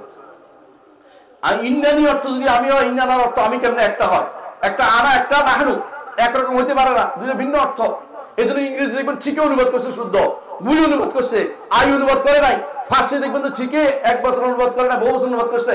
বাংলাতে এসে ভুল করে গেছে, উল্টা করছেন আপনারা। কি করছেন আপনারা? উল্টা অনুবাদ করেছেন। কিন্তু বিশুদ্ধ অর্থ নিতে হলে আপনার কি করতে হবে? যেটা বোঝা যায় না এটাকে যেটা বোঝা যায় এটা আলোকে বুঝতে হবে। এইটা বলা যাবে না আল্লাহ তিনজন বলা যাবে না, কারণ এটা আপনি ভুল বুঝতেছেন। আপনার ভুল বুঝাটা নির্ধারণ করবে কি দিয়ে? আপনি যেহেতু আল্লাহ তাআলা উন্নত বলে দিয়েছেন কুল হুয়াল্লাহু আহাদ আল্লাহুস সামাদ লাম ইয়ালিদ ওয়া লাম ইউলাদ ওয়া লাম ইয়াকুল লাহু কুফুয়ান, তিনি এক বলে তিনি ঘোষণা করেছেন ইন্নানি আনাল্লাহু লা ইলাহা ইল্লা আনা ফা'বুদনি ওয়া আকিমিস সালাতা, আমি একা, তার একার কথা তিনি বলেছেন। এর অর্থ হচ্ছে এই তিনি যেখানে এরকম সন্দেহযুক্ত আপনি দেখতে পাবেন সেটা কোন দিকে নিয়ে যাবেন? সন্দেহ মুক্ত যে নস আছে, ভাষ্য আছে, এটার দিকে নিয়ে যাবেন। কিন্তু বেদাতীরা কি করে? বেদাতীরা কি করে? নিজের মন মতো ব্যাখ্যা দেওয়ার জন্য যেখানে কোনো একটা জিনিস অস্পষ্ট আছে ওইদিকে নিয়ে চলে যাবে। আল্লাহর হাত, আল্লাহর চেহারা, আল্লাহর পা, আল্লাহ তাআলা তার পায়ের নলা, এগুলি স্পষ্ট কোরআন হাদিস দিয়ে সাব্যস্ত। বেদাতীরা এগুলিকে টেনে নিয়ে বানাবে এগুলি মুতাশাবিহা, এগুলি বোঝা যায় না অর্থ। কত মিথ্যুক, কত মিথ্যুক এটা! কেন মিথ্যুক বলেছে শোনেন। এরা নিজেরা অন্য জায়গাতে এটা অর্থ করে। এই জন্য অনুবাদের ক্ষেত্রে যখন অর্থ আসে তখন তারা কি করে? অনেক সময় বিপদে পড়ে অর্থ করতে চায় না। বেদাতীরা এটা করে, কিন্তু আহলে সুন্নাত জামাতে এটা অর্থ করে এবং তারা স্বীকার করে যে এগুলো ঠিক আছে, কিন্তু ধরন আমরা জানি না। আল্লাহ তাআলার হাত আছে, হাত আছে প্রমাণ হচ্ছে আল্লাহ কোরআনে কারীম বলে দিয়েছেন কিয়ামতের দিন আল্লাহ তাআলা তার মুষ্টির ভিতরে জমিনকে রাখবেন। ওয়াল আরদু জামিআন কবদাতুহু ইয়াওমাল কিয়ামা ওয়াস সামাওয়াতু মাতউইয়াতুন বিয়ামিনিহি, আর সমস্ত আসমানগুলোকে তার ডান হাতে রাখবেন। আসমান কোথায় রাখবেন? ডান। কিভাবে রাখবেন? একটার উপর একটা, যেভাবে কাগজ ভাঁজ করে রাখা হয়। ইয়াওমা নাতুইস সামাআ কাতাইয়িস সিজিলিল কুতুব, যেভাবে কিতাবের কাগজকে একটার উপর একটা রাখা হয় সেভাবে আমরা, আল্লাহ বলছে আমরা রাখবো কি? নাতুইস সামাআ, সেগুলি পেঁচায় রাখবো আমরা হাতের উপরে। এবং তিনি বলবেন তখন আনাল মালিক আইনা মুলুকুদ দুনিয়া, দুনিয়ার রাজারা কোথায় দেখো। একটু যদি চিন্তা করেন ভাই, আল্লাহর বড়ত্ব কিন্তু পাবেন। আল্লাহ কত বড়, আযীম তিনি, কবির তিনি, যার হাতের মধ্যে, যার হাতের উপরে আসমান সমূহ ভাঁজ করা থাকবে। আসমান দেখছেন কেউ? আসমান দেখছেন? আসমান দেখেননি, আমিও দেখিনি। একজন দেখছে আর আসতে পারে নাই, আরেকজন দেখছে আবার আসছে। ঈসা আলাইহিস সালাম দেখে এখন আর আসেন নাই, তাই না? আরেকজন দেখে ফিরে আসছেন, তিনি হচ্ছেন মুহাম্মদুর রাসূলুল্লাহ সাল্লাল্লাহু আলাইহি ওয়াসাল্লাম। মেরাজের রাত্রিতে গিয়েছেন এবং ফিরে আসছেন। তিনি আমাদেরকে জানিয়েছেন এক আসমান থেকে আরেক আসমানে কত দূরত্ব, জমিন থেকে কত বড় তার হিসাব আপনি জানেন না, কত বড় হচ্ছে আসমান। আর আসমানগুলো কুব্বার মতো, একটার উপর একটা, কিসের মতো? গম্বুজের মতো, একটার উপর একটা। তার উপরে হচ্ছে আরশুর রহমান, হচ্ছে সব কিছুর উপরে হচ্ছে আল্লাহর আরশ। তাহলে এত কিছু আল্লাহ আমার নবী জানিয়ে দিয়েছেন, এগুলি সব আসমানগুলো, এত বিশাল বিশাল আসমানগুলো আল্লাহর হাতে ভাঁজ করা থাকবে। আল্লাহ কত বড়, একটু কি মাথায় আসে না? তিনি কত বড়, তার মুষ্টির ভিতরে সমস্ত জমিন থাকবে। আমি আপনি নিজেকে কত বড় মনে করছি। এই জন্য আল্লাহর আজমতকে সবসময় স্মরণ করবেন, আল্লাহর বড়ত্বকে সবসময় স্মরণ করবেন। যেখানে আল্লাহর বড়ত্ব যত বেশি স্মরণ করতে পারবেন তত বেশি আল্লাহর ইবাদত করতে পারবেন। এই জন্য বলেন সুবহান রাব্বিয়াল আযীম, সুবহান রাব্বিয়াল আযীম। যখন আপনি রুকুতে যাচ্ছেন একটু স্মরণ করুন, সাথে সাথে স্মরণ করবেন আযীম মানে তিনি অনেক বড়, আমি অনেক ক্ষুদ্র, অনেক ছোট। নিজেকে যত ছোট মনে করবেন আল্লাহর কাছে আপনি তত প্রিয় পাত্র হইতে পারবেন। আর নিজেকে যত বড় মনে করবেন, অহংকারী হয়ে যাবেন, আল্লাহ থেকে, রহমত থেকে দূরে সরে যাবেন। সুবহান রাব্বিয়াল আলা কখন বলেন? সেজদা যখন যান। আলা অর্থ তিনি সব কিছুর উপরে, তার উপরে কোনো কিছু নেই। ইমাম আবু হানিফা রাহমাতুল্লাহ জন্য বলেছেন ওয়ালাইসাল আসফালু মিন আসফির রুবুবিয়্যাতি বিশাই, নিচে থাকা রবের কোনো গুণের মধ্যে নাই, নিচে থাকা রবের কোনো গুণের মধ্যে নাই। আমরা কি বুঝাইতে পারছি জিনিসটা? 2 নম্বর নীতি। 3 নম্বর নীতি, লম্বা করবো না, 3 নম্বর নীতি বলে দেবো ইনশাআল্লাহ, শেষ করে ফেলবো। 3 নম্বর নীতি, আরো কিছু নীতি, কয়েকটা নীতি বলবো। 3 নম্বর নীতি হচ্ছে আমাদেরকে ঈমান এবং তাওহীদ বুঝতে হলে এবং শরীয়ত বুঝতে হলে, কোরআন ঈমানের এবং তাওহীদ সাব্যস্ত করতে হলে আপনাকে কোরআন সুন্নাহর বাইরে যাওয়া লাগবে না। কথা বুঝতে পারছি? আল্লাহর ঈমান সাব্যস্ত করার জন্য, আল্লাহর উপর ঈমান সাব্যস্ত করার জন্য, ফেরেশতার উপর ঈমান সাব্যস্ত করার জন্য, তাকদীরের উপর ঈমান সাব্যস্ত করার জন্য, কিতাবের উপর ঈমান সাব্যস্ত করার জন্য, এই পুরো ফিল্ডের মধ্যে কোরআন সুন্নাহর বাইরে যাওয়ার কোনো সুযোগ আছে কি? নাই। এটা হচ্ছে আহলুস সুন্নাত ওয়াল জামাতের মানহাজ বৈশিষ্ট্য, এটা যে তারা এর বাইরে যায় না। তারা দলিল দেয় কথায় কথায় ক্বাল আল্লাহ আযজা ওয়া জাল। আমরা এতক্ষণ ধরে কি যুক্তি দিছি? কোন ব্যক্তির কথা বলছি? কার কথা বলছি? আল্লাহর কথা বলছি, ঠিক না? এরা সব আহলুস সুন্নাত ওয়াল জামাতের মানহাজ হচ্ছে কথায় কথায় ক্বাল আল্লাহ ক্বাল রাসূল। আল্লাহ বলছেন, রাসূল বলেছেন, আল্লাহ বলছেন, রাসূল বলেছেন। যেখানে আল্লাহ রসুল বলেন, আল্লাহ রসুল সাল্লাল্লাহু আলাইহি ওয়াসাল্লাম বক্তব্য আপনার পছন্দ হয় নাই, আপনি ঈমানদার হতে পারবেন না। যদি আপনি মনে করেন যে যেই ভাষ্য দিয়ে সাহাবায়ে কেরাম যথেষ্ট হয়ে গেছেন সেটা আপনার জন্য যথেষ্ট হবে, আপনি ঈমানদার। আর যদি মনে করেন যে তারা তো একটা যুগে ছিলেন, তারা যথেষ্ট হলে আমার জন্য এটা যথেষ্ট হচ্ছে না, তাহলে আপনি ঈমানদার হতে পারেন না। এখন এর দলিল ইমাম মালিক রাহমাতুল্লাহ আলাইহি বলেছেন, এই উম্মতের শেষের লোকেরা তা দিয়ে হেদায়েত প্রাপ্ত হবে যা দিয়ে উম্মতের প্রথম লোকের হেদায়েত প্রাপ্ত হয়েছে। প্রথম লোক কারা? সাহাবায়ে কেরাম। তারা যে পথে চলেছে সেই পথে হেদায়েত আছে। সাহাবায়ে কেরামের কেউ কোনোদিন দর্শন বিদ্যা চর্চা করেন নাই, তারা কেউ কালাম শাস্ত্র চর্চা করেন নাই, তারা তথাকথিত ডক্সিক নিয়ে আসেন নাই, ডক্সিক্যাল জিনিস নিয়ে আসেন না, যুক্তিবিদ্যা নিয়ে আসেন নাই। তারা এই বর্তমানে যেগুলি আপনি পড়াচ্ছেন ইউনিভার্সিটিগুলোতে, এগুলি একটাও তারা চিন্তা করে নাই। দুনিয়ার জন্য অনেক কিছু আপনি পড়েন, আমার আপত্তি নাই, কিন্তু আল্লাহ বিরোধী কথা হইতে পারবে না। কথা বুঝতে দেখছেন? আপনি যদি কোনো বলেন যে আমি গবেষণা করে দেখেছি মানুষ আগে বানর ছিল, আপনার গবেষণার মুখে থুতু মারি, আপনার ভুলের উপর আছেন। কোরআন এবং সুন্নাহ বলছে মানুষ একজন সম্মানিত ব্যক্তি ছিলেন, তিনি হচ্ছেন আদম আলাইহিস সালাম। প্রতিটি মানুষের তার সন্তান। আমার নবী বলেছেন কুল্লুনা মিন আদম ওয়া আদম মিন তিন, আমরা সবাই আদম থেকে আসছি, আদম মাটি থেকে তৈরি করেছেন। সেখানে কোনদিন ব্যাঙ্গাসি ছিলাম না, ব্যাঙ্গও ছিলাম না, বানরও ছিলাম না। আল্লাহ মাফ করুক আমাদেরকে। সুতরাং আপনি যে নীতি অবলম্বন করে পড়াচ্ছেন এগুলি আমার ঈমান নষ্ট করতেছেন। আপনি যে পদ্ধতি অবলম্বন করছেন আপনার ঈমান নষ্ট করার পদ্ধতি অবলম্বন, ঈমান আনার পদ্ধতি করছেন না।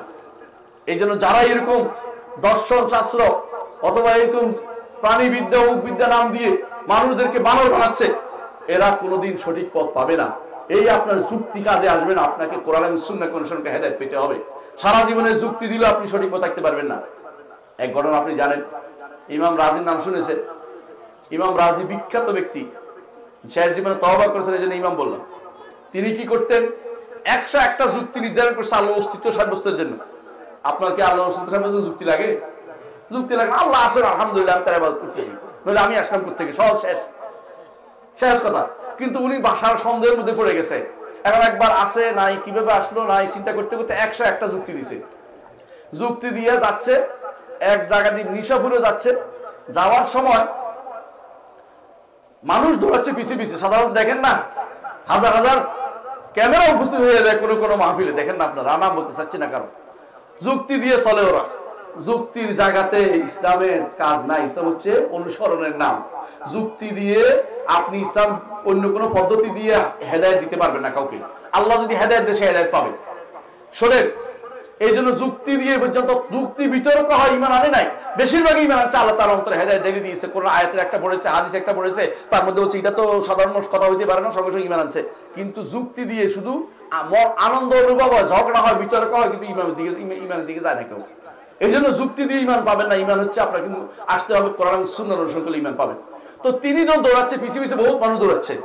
তো একজন বললো, এক বুড়ি বলতেছে, কি ও তোমরা দৌড়াও কেন? যে এখানে এক ব্যক্তি আসছে, তিনি আল্লাহর অস্তিত্বের উপরে 101টা দলিল জানে। আলহামদুলিল্লাহ, আল্লাহর অস্তিত্ব আছে আমি জানি, আমার একটা 100 দলিল লাগবে। এই বৃদ্ধ বয়সে এই ইমাম মরার সময় বলতেছে, তোমাদের কে আছো, আমাকে নিশাপুরের বুড়ির ঈমানটা আমাকে দাও, আমি তো ঈমান হারা হয়ে চলে যাচ্ছি। বুঝলেন কিনা? শয়তান তাকে একবার যুক্তি দেয়, সে পাল্টা যুক্তি দেয়। শয়তান তাকে মনে রাখবেন, যুক্তি দিয়ে কোনোদিন ঈমানদার হতে পারবেন না আপনি কোনোদিন। যুক্তি, এটা কুযুক্তি, এগুলি আপনার সবসময় মাথায় রাখতে হবে। আল্লাহ যদি হেদায়েত দেয় আমি হেদায়েতের উপর থাকবো। ইহদিনাস সিরাতাল মুস্তাকিম প্রতিদিন বলি যাতে আমি হেদায়েতের উপর থাকতে পারি প্রতিদিন। আর কি বলেন? ইয়া হাইয়্যু ইয়া কাইয়্যুম বিরহমাতিকা আস্তাগীস আসলিহ লি শানি কুল্লাহু লা তাকিলনি ইলা নাফসি তারফাত আইন। আপনি কেন এটা বারবার বলেন? কারণ আল্লাহর কাছে চান। আপনি যদি হেদায়েত না দেন যে কোনো সময় পথভ্রষ্ট হয়ে যেতে পারি। আল্লাহ তাআলা হেদায়েত দিলে হেদায়েত পাবেন।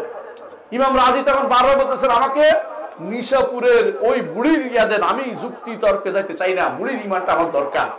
বুড়ি মানুষের ইমান বহুত ভালো আছে, গ্রামের বুড়িরা উল্টা পাল্টা কথা বলে না, কিন্তু যে ব্যক্তি বেশি পড়ছে তার মাথা বেশি খারাপ হয়ে গেছে। দুনিয়া এক বড় বড় এটা হয়েছে ওইটা হয়েছে, দেখবেন বুদ্ধিজীবীগুলি শয়তানের হাড্ডি। বুদ্ধিজীবী না, বসে বসে কি করে টক ঝাল সুপ, টক ঝাল সুপ, বুঝছেন তো? জীবনে শিখে নাই কোরআনের কথা হাদিসের কথা, কিন্তু কোরআনের কথা হাদিসের কথা বলতে খুব পছন্দ করে। এমন আজে বাজে কথা বলে যেগুলি দুনিয়ার কেউ শুনে নাই, এগুলিও বলে। মনে করো সে সুন্দর কথা বলছে, না সুন্দর কথা বলে না, সে তো জানে না এর অধিকাংশ নাম দিচ্ছে সুশীল। মানে এটা সুশীল মানে আসল নাফিক নাকি ভালো নাফিক। এই মানুষগুলি সবচেয়ে খারাপ। এরা সুশীল বসে বসে ওই টিভিতে বসে ও মুখানে বসে বসে এগুলি করে চাবাইয়া চাবাইয়া মিথ্যা কথা বলে বলে আল্লাহর দ্বীনের উপর দিয়ে অপবাদ দিচ্ছে। এগুলি সবচেয়ে নিকৃষ্টতম লোক এরা, এরা সব জঘন্যতম লোক। এদের থেকে দূরে থাকতে কোরআন এবং সুন্নাহকে অনুসরণ করে যেতে হবে। কোরআন এবং সুন্নাহ দিয়ে শুধুমাত্র হেদায়েত প্রাপ্ত হবে, অন্য কিছু হেদায়েত প্রাপ্ত হবে না। এই জন্য বিতর্ক করতে যাবেন না, হক কথা বলে দিবেন। মুহাম্মদ রাসূলুল্লাহ সাল্লাল্লাহু আলাইহি ওয়াসাল্লাম তার জীবনে কখনো বিতর্কের দিকে যান নাই। শুধুমাত্র একবার শুধুমাত্র আসহাবাদের সাথে বিতর্ক করেছেন, শেষ পর্যন্ত তারা মানে নাই, বলছে মুবাহালা করব, যার উপর গজব হবে সেই ব্যক্তি, সে যে মিথ্যাবাদী তার উপর গজব হবে। ওরা বুঝছে যে বাবারে যদি এটা বলি গজব হয়ে যাবে, তারা আর মুবাহালা করে পালাই গেছে। রাসূল বলছেন তাহলে জিজিয়া দিতে হবে, জিজিয়া দিতে রাজি হয়ে গেছে। কিন্তু আমাদের তো সেরকম অবস্থা নেই, আমরা সেটা করব না। আমরা হক কথা বলে দেব, যদি ন্যায় ভালো না নিলে আমার কোনো ক্ষতি হবে না। ইমাম মালিক রাহমাতুল্লাহর কাছে এক লোক এসে বলতেছে, ইমাম মালিক আপনার সাথে বিতর্ক করব। মালিক বললেন যে আচ্ছা তাই নাকি, তো বিতর্ক করে তুমি আমাকে হারিয়ে দিলে কি করব? আপনি আমার অনুসরণ করবেন। আচ্ছা তুমি হেরে গেলে আমি আপনার অনুসরণ করব। আচ্ছা 3 নম্বর ব্যক্তি এসে আমাদের দুইজনকে হারিয়ে দিল, আমরা দুইজন তার অনুসরণ করব। তো দিন কি পোল্ট্রি মারান না? এই তুমি দিকে আমি পোল্ট্রি, কিছুক্ষণ পর ও একজনের পোল্ট্রি, ওদের পোল্ট্রি না, বিতর্কের কথা না। দিন হচ্ছে কাল আল্লাহ কাল রাসূল, মানলে মানো না মানলে নাই, তুমি ঘুরে থাকো। কোরআনে কারিমে আল্লাহ তাআলা এরকম একটা ঘটনা উল্লেখ করেছেন, খেয়াল করেন। আবাসা ওয়া তাওয়াল্লার মধ্যে সূরা আবাসা ওয়া তাওয়াল্লা কি বলছেন?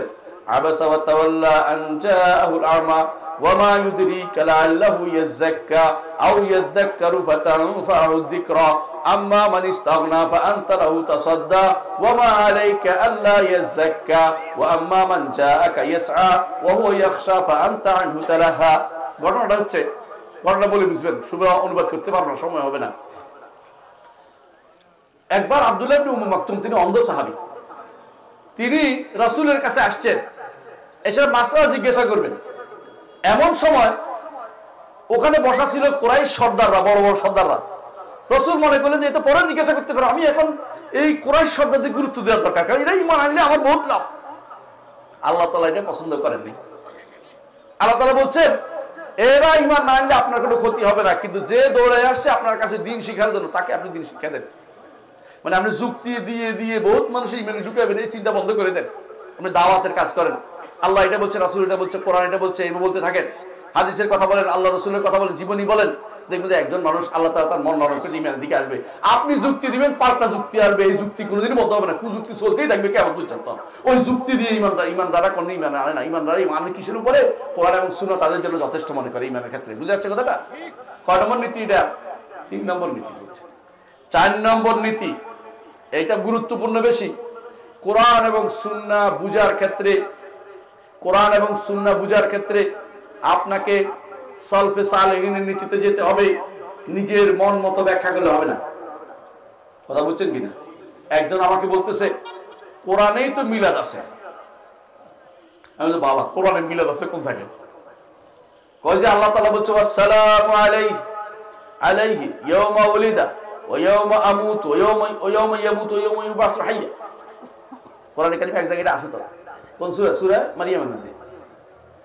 অর্থাৎ রাসূলের উপরে, ঈসার উপরে, ইয়ার উপরে, ইয়াহইয়ার উপরে সালাম হোক, যেদিন তার জন্ম হয়েছে, যেদিন তার মৃত্যু হয়েছে, যেদিন তাকে পুনর্জীবিত করা হবে। ওই যে মিলাদের কথা আসছে, ওই ইয়াওমা উলিদা মিলে গেছে, উলিদা শব্দ মিলছে, মিলাদ হয়ে গেছে। বুঝছেন না কথাটা?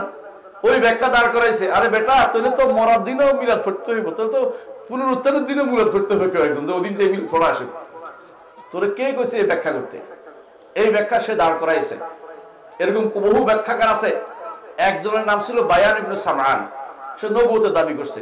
বুঝছেন কিনা? বায়ান ইবনে সামআন, তো একজন তারা বলছে তুমি যে নবী, কোরআনে তো বললো না। কে কোরআনে বলছে? কোন জায়গায়? হাদা বায়ানুল লিন্নাস, এটা হচ্ছে মানুষের জন্য বয়ান। এই বয়ান অর্থ বর্ণনা, তাই না? কোরআনের কথা। এই মনে করো আমার নাম কইছে, বয়ানের কথা বলছে। কাদিয়ানী এই কাম করছে। আল্লাহ কোরআনে কারীম বলছেন যে ঈসা আলাইহিস সালাম বলেছেন যে আমার পরে একজন নবী আসবে, যার নাম হবে কি? আহমদ। আমাদের নবীর অনেকগুলো নামের মধ্যে একটা নাম কি? আহমদ। কাদিয়ানী কয় যে না, এটা আমার কথা বলছে। বুঝছেন তো? এই জন্য ব্যাখ্যা কোনটা নিতে হবে? কিসের ব্যাখ্যা? কোরআন এবং হাদিসের ব্যাখ্যা কে দিবে? সাহাবায়ে কেরাম দিবে প্রথম। যদি না পাওয়া যায় তাবেঈরা দিবে, এরপরে না পাওয়া গেলে ইমামরা দিবে, মুফাসসিররা দিবে। আপনি যদি কোনো ব্যাখ্যা দাঁড় করান আজ এত বছর পরে, এটা মিল হয়েছে কিনা দেখতে হবে। মিল যদি না হয় তাহলে অবশ্যই কি পরিত্যাজ্য, এটা নিক্ষেপ করতে হবে, দেয়ালে নিক্ষেপ করতে হবে। যদি মিলে যায় কোনো সমস্যা নেই, মিলে গেলে আমাদের কোনো আপত্তি নেই। আগের সাথে মিলছে আলহামদুলিল্লাহ, আগের সাথে মিলছে আলহামদুলিল্লাহ, কিন্তু না মিললে এই ব্যাখ্যা দেয়া যাবে না। এই জন্য কোরআন এবং সুন্নাহ ব্যাখ্যার জন্য কি করতে হবে? সালফে সালেহ নীতিতে যেতে হবে। নিজের মন মতো ব্যাখ্যা দাঁড় করানো যাবে না। আমি একটা উদাহরণ দিব। সুম্মা ইস্তাওয়া আলা আরশ, আল্লাহ আরশের উপর উঠেছেন। একটা শব্দ আছে ইস্তাওয়া। ইস্তাওয়া শব্দের অর্থ সাহাবী করেছে, ইবনে আব্বাস করেছেন উপরে উঠা। মুজাহিদ তাবেঈ তার ছাত্র, তিনি বলছেন উপরে উঠা। আবুল আলিয়া তিনি একজন ছাত্র তাবেঈ, তিনি বলছেন উপরে উঠা। কয়জন বলছেন? তিন ইমাম, সাহাবী, তাবেঈ, তাবেঈ সবাই বলছে উপরে উঠা। আপনি এখন বলেন যে না না, আল্লাহ উপরে উঠবেন কেন? তো কি করেছেন? আল্লাহ দখল করেছেন, আল্লাহ মালিক হয়েছেন, আল্লাহ রাজত্ব করেছেন। বাংলা ভাষার তাফসীরের মধ্যে উল্লেখ আছে এটা, যে আল্লাহ তিনি রাজত্বকে সুসংহত করলেন। আস্তাগফিরুল্লাহ। আল্লাহ রাজত্ব কি কোনদিন আল্লাহর হাত থেকে চলে গেছিল নাকি? তো এটা এই জাতীয় কথাবার্তা কি ইমান থাকে? অত ঠিকই বাংলা ভাষার তাফসীরের মধ্যে আছে, উর্দু থেকে অনুবাদ করা তাফসীর, আপনারা পড়ে দেখেন দয়া করে। আমি কারো বিরোধিতা করতে চাই, নামও বলবো না। এত মারাত্মক ভুল নিয়ে আপনারা ইমান কেমনে শুদ্ধ করবেন? আল্লাহ সম্পর্কে আকীদা তাদের ভুল আছে, আল্লাহর সিফাত সম্পর্কে আকীদা তাদের ভুল আছে। আল্লাহর সিফাত সম্পর্কে আকীদা একটা ভুল দেখা আপনাকে বুঝবেন। আমরা বিশ্বাস করি আল্লাহকে আমরা দেখবো, তাই না? কোথায় দেখবো? জান্নাতে, দেখবো না? এবং বলবে, আল্লাহ তাআলা কোরআনে বলেছেন উজুহু ইয়াউমাইযিন নাযিরা ইলা রাব্বিহা নাযিরা। কিছু চেহারা সেদিন কি হবে? শুভ্রোজ্জ্বল হবে। কেন? তারা আল্লাহর দিকে তাকাইছে বলে। বুঝেন কিনা? নূরের দিকে তাকালে নূর পাওয়া যায়, কথা বুঝেন কিনা? এখানে অন্ধকার থাকতো, আমার চোখের তো একটা আলো আছে, এটা কি জ্বলতো না? বুঝেন না কথাটা? আমার চোখের সামনে আরেকটা আলো আছে, প্রতিবিম্ব হয়ে এখন ভালোই জ্বলতেছে, সব দেখতে পাচ্ছি। এটাই নিয়ম। যখন আমরা রব্বুল আলামিনের দিকে তাকাবো, সেটা হচ্ছে সবচেয়ে বড় নেয়ামত। তালাজ্জুল আইয়ুন, চক্ষু শীতল হবে, চোখে আনন্দ আসবে। এইটা আল্লাহ তাআলা কোরআনে বলেছে আমরা চোখ দিয়ে দেখবো। বাংলা ভাষায় তাফসীর করেছে, বাংলা অনুবাদ হয়েছে, বাংলা ভাষার উর্দু ভাষায় তাফসীর হয়েছে, বাংলা অনুবাদ হয়েছে, এবং তাকে সবাই মুফতি সাহেব বলে। উনি বলছেন না, দেখা অর্থ অনুভব করা, দেখা অনুভব করা এক জিনিস। কেমনে অপব্যাখ্যা করলো? যেখানে মুহাম্মদ রাসূলুল্লাহ সাল্লাল্লাহু আলাইহি ওয়াসাল্লাম বলেছেন তোমরা এই যে চাঁদ দেখতে পাচ্ছ, 14 তারিখের চাঁদ, তিনি দেখে দিন আঙ্গুল দিয়ে 14 তারিখের চাঁদ দেখতে তোমাদের কোনো অসুবিধা হচ্ছে না, যেখানে কোনো মেঘ নাই। তোমরা তোমাদের রবকে সেভাবে স্পষ্ট দেখতে পাবে, স্পষ্ট দেখতে পাবে তিনি বলেছেন।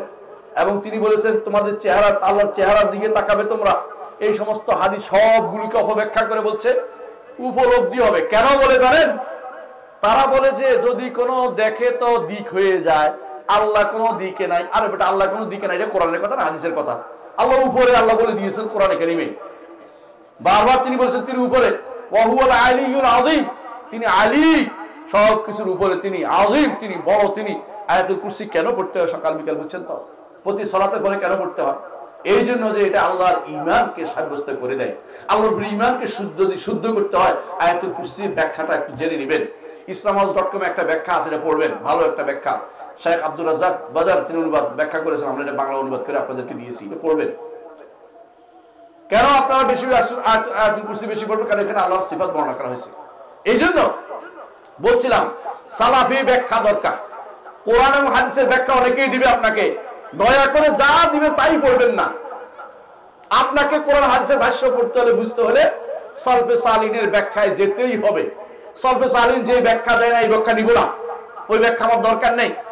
মুতাজিলি ব্যাখ্যা দিছে, ওই জামাখশারি ব্যাখ্যা দিছে, ওই বায়দাবি ব্যাখ্যা দিছে, ওই অমুকে ব্যাখ্যা দিছে, এগুলি একটু আমার দরকার নেই। আমার দরকার হচ্ছে আল্লাহ রসুলরা কি বলেছেন, সাহাবীরা কি বলেছেন, আল্লাহ রসুল কি বলেছেন, সাহাবীরা কি বলেছেন, তাবেঈরা কি বলেছেন, ইমাম আবু হানিফা, মালিক, শাফি, আহমদ কি বলেছেন, বুখারী, মুসলিম, আবু দাউদ, তিরমিজি, নাসাই, ইবনে মাজাহ কি বলেছেন, এগুলি আমার দরকার।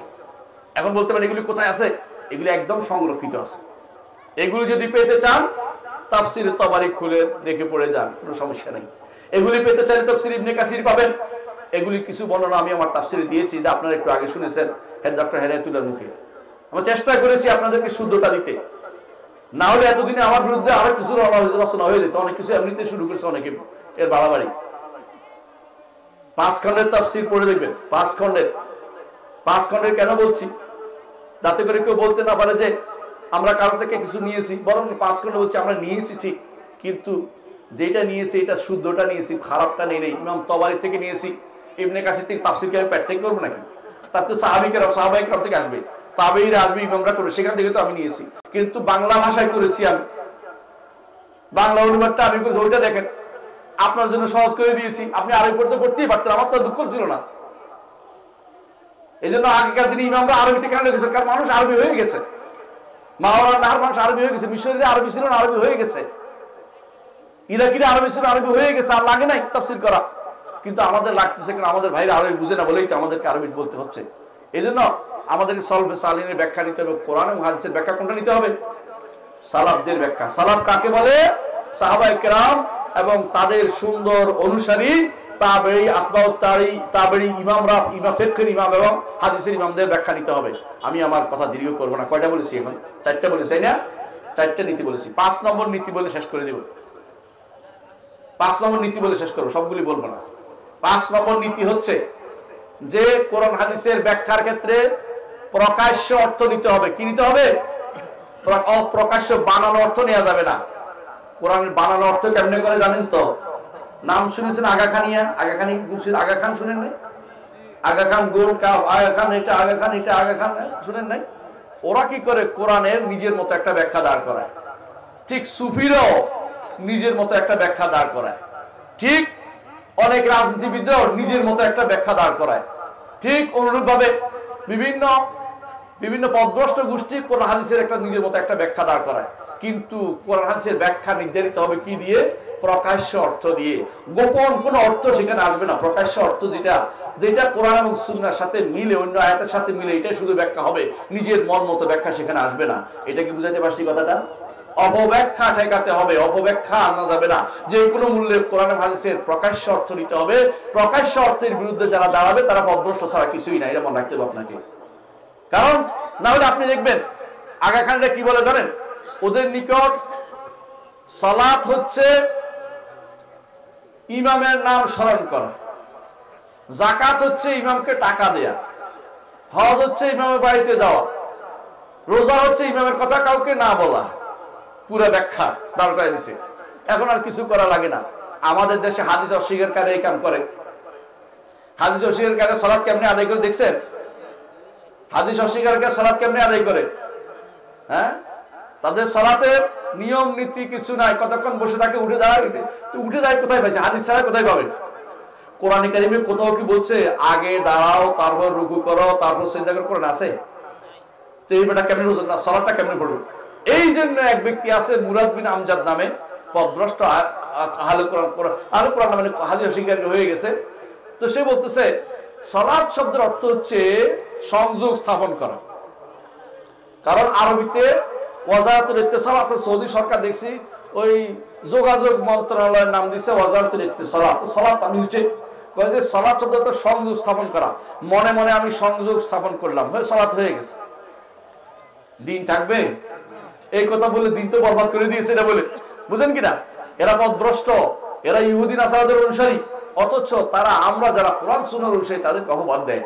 এই অপবাদ আমাদের গায়ে আমরা মাখি না কেন? এরকম অপবাদ আমাদের পূর্বসূরি যিনি ছিলেন সাইয়্যিদুল খালক মুহাম্মদুর রাসূলুল্লাহ সাল্লাল্লাহু আলাইহি ওয়াসাল্লাম, তাদের ইমাম নবীদেরকে অপবাদ দেওয়া হয়েছে। যখনই কোনো নবী এসেছে তখনই তাকে কি বলা হয়েছে? পাগল। আর কি বলা হয়েছে? জাদুকর। আর কি বলা হয়েছে? গণক। আর কি বলা হয়েছে? কবি। মানে অপবাদের শেষ নাই। কিন্তু তারা এদের দমে যায় নাই। আমাদেরকে তোমরা যাই বলো না কেন, যাই বলো না কেন আমরা আল্লাহর পথ থেকে এক বিন্দু পিছপা হব না, হকের দাওয়াত দিয়ে যাব। আমাদের সামনে কোরআন এবং সুন্নাহ, তোমাদের সামনে হচ্ছে যুক্তি এবং কুযুক্তি, এর বাইরে তোমরা অথবা অপব্যাখ্যা, এটা ছাড়া তোমরা কিছু দিতে পারবে না। সুতরাং সালাফি মানহাজের বৈশিষ্ট্য বুঝতে পারছি, আরো অনেকগুলো বৈশিষ্ট্য আছে, সবগুলো আমি বলবো না, শুধু এটাই বলবো যে সালাফি মানহাজকে ইখতিয়ার করতে হবে, গ্রহণ করতে হবে, এই নীতিমালাকে সবসময় সামনে রাখতে হবে। যারা এর বাইরে চলবে তারা পথভ্রষ্ট ছাড়া কিছুই না। একটা নীতি নষ্ট হলেও পথভ্রষ্ট হয়ে যাবেন, একটা নীতিকে বাদ দিতে পারবেন না। আল্লাহ আমাদের বুঝার তৌফিক দান করুন। সুবহানাকাল্লাহু ওয়া বিহামদিকা আশহাদু আল্লা ইলাহা ইল্লা আনতা আস্তাগফিরুকা ওয়া আতুবু ইলাইক। আসসালামু আলাইকুম ওয়া রাহমাতুল্লাহি ওয়া বারাকাতুহু।